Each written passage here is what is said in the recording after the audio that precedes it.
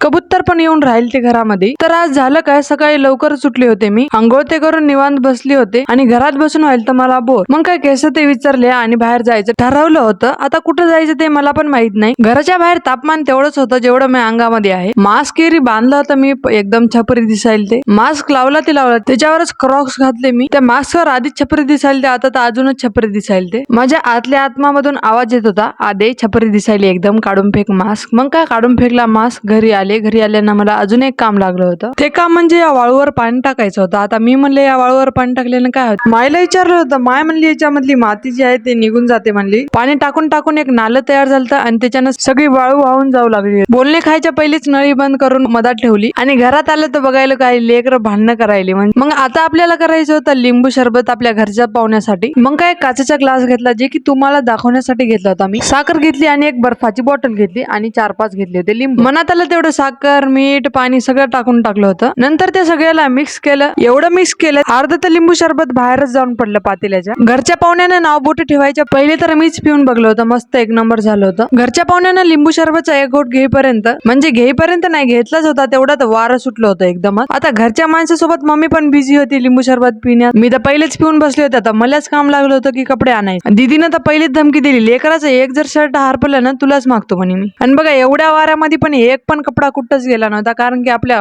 गच्चीच्या गॅलरीच एवढ्या मोठ्या आहेत. गच्चीच्या बाहेर बी काही जात नाही आणि मधात पण काय येत. मग पाऊस पण आला होता थोड्या वेळानं. पाऊस आला म्हणजे की लाईट पण गेली होती. आता अंधाराचं